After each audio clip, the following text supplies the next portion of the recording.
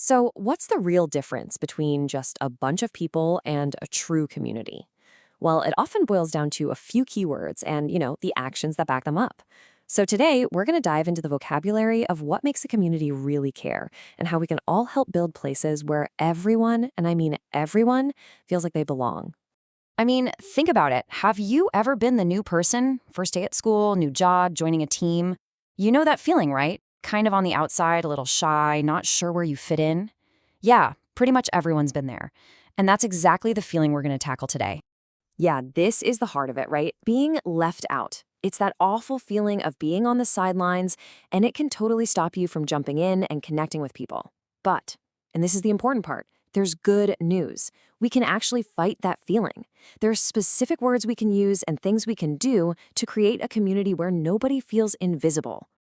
All right, so how do we do it? How do we build that kind of space where people feel like they belong? Well, it all rests on three essential pillars.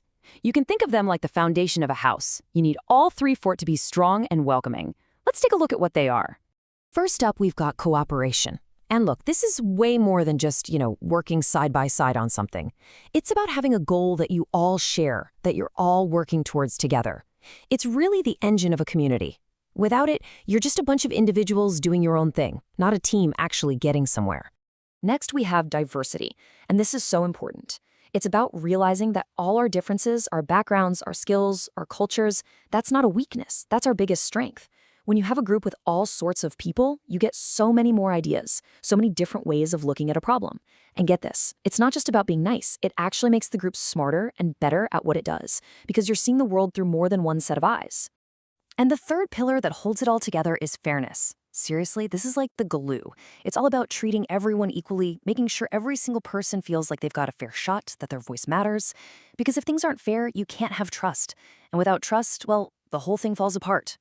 Okay, this chart really lays it out in black and white, doesn't it? On one side, you've got the good stuff, cooperation, which leads to teamwork, and fairness, which leads to justice. But on the other side, you see the opposite, conflict and injustice. This shows you exactly what happens when those foundations are missing. So building a community really is a choice. It's about actively choosing the stuff on the left and avoiding what's on the right. Okay, so we've got our big three principles, right? Cooperation, diversity, and fairness. But ideas are just ideas until you do something with them. So how do we put them into action? It actually starts with something super simple, but also incredibly powerful. It starts with an invitation. And here's the roadmap. It's a simple 4-step process. First, you just invite someone to take part. Step 2, you don't just let them stand there. You actively include them, make them part of the group. Then, step 3, you encourage them. You give them that support and confidence. And you know what the result is? They feel comfortable enough to participate. It's a chain reaction, and it all starts with that one simple invite. Okay, but let's be real for a second. Even in the absolute best, most caring communities, people are going to disagree. It's just gonna happen. It's totally normal. The trick isn't trying to pretend conflict doesn't exist. The trick is knowing how to handle it when it pops up and having the right words to talk it through. So the first thing you have to do is figure out what you're actually dealing with. Are we talking about a simple misunderstanding? Where someone just didn't hear something right or took it the wrong way? Or is it a real disagreement where people fundamentally see things differently? You've got to know which one it is before you can even think about fixing it.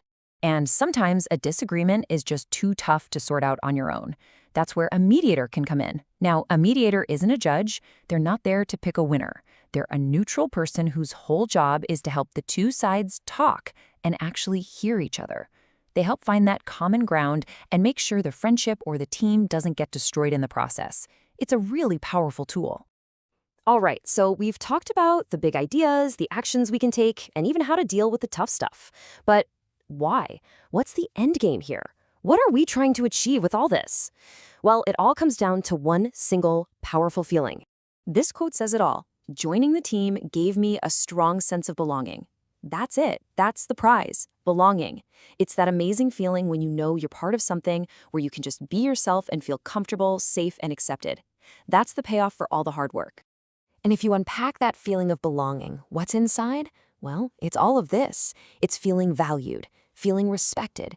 It's knowing you're supported when things get tough. It's feeling confident enough to speak up. And ultimately, feeling completely accepted. When you see these things, you know you're in a real community. So, as we finish up here, I want to leave you with this one question to think about. In your own life, at school, at work, in your group of friends, what role will you play? Will you be the one who sends the invitation, the one who encourages somebody, maybe even the one who helps solve a fight?